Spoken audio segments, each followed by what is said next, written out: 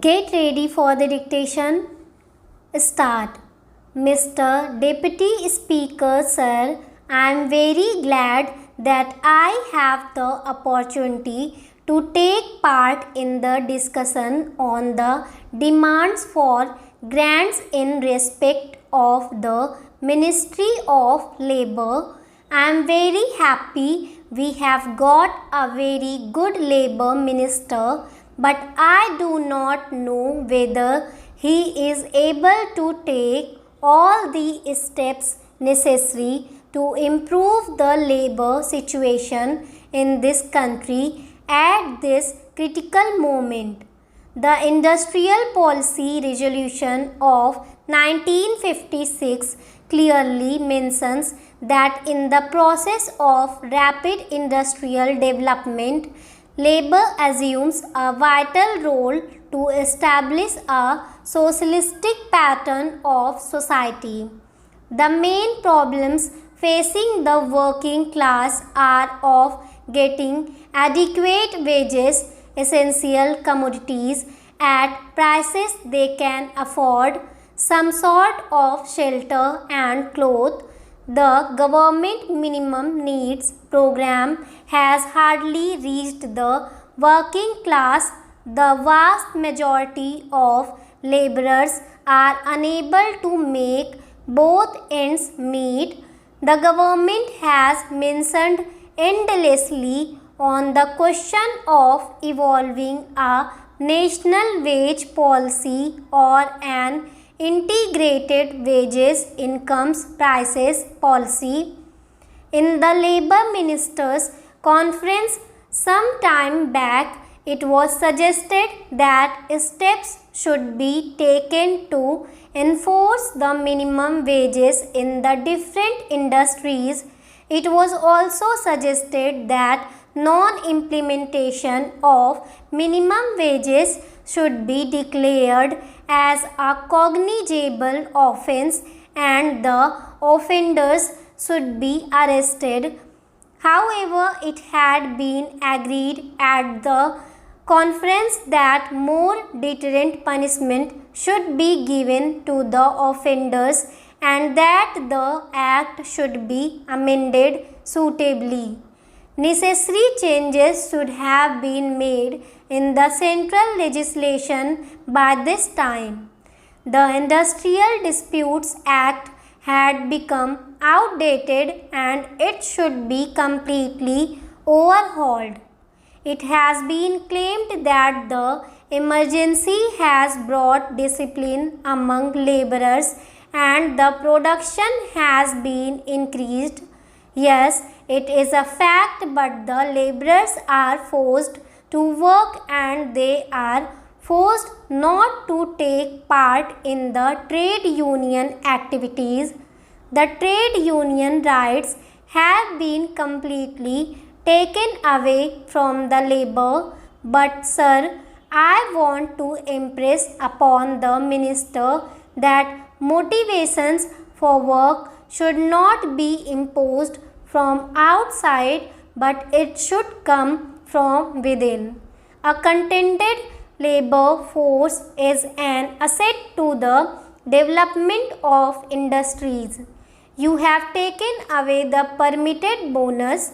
Some time back, this parliament passed an act to fix the minimum bonus at 8.33%, but the same act was adversely amended by the same parliament some time ago.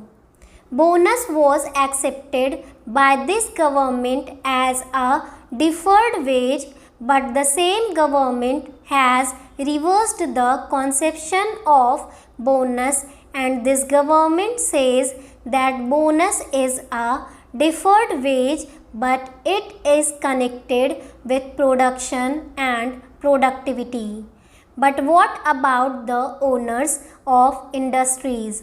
Do you know how much have they reduced the dearness allowance of the workers nowadays. Not only that, a number of companies have been held guilty for failure to deposit the provident fund money and also for mishandling the amount due to employees. Every year, nearly 2 lakh employees come under the purview of the scheme.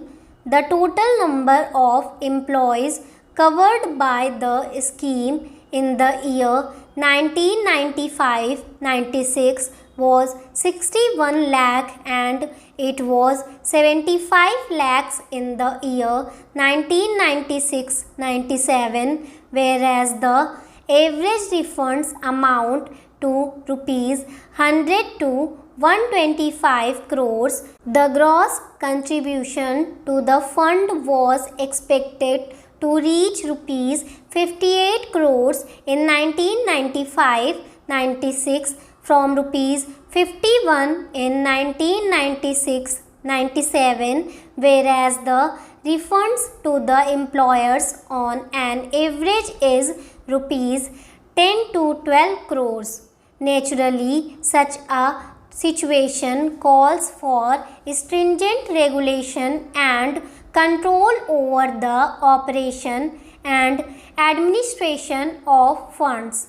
If the administration of the Provident Fund scheme at various levels has to be really advantageous to the employees, there should naturally be regional offices which could directly deal with members of the fund who go in for advances, loans, etc.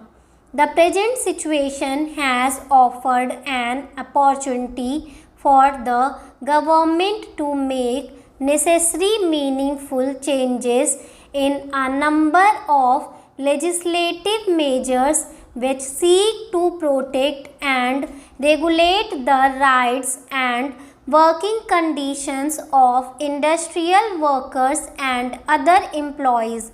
In fact, several clauses of the legislative measures have little relevance to the present day conditions. Regarding the Apprenticeship Act, once our Prime Minister said in the State Labour Ministers' Conference that the Apprenticeship Act had not been implemented vigorously. It had not been given a trial. Utilization of apprenticeship opportunity or filling such vacancies has not been uniform in all the state.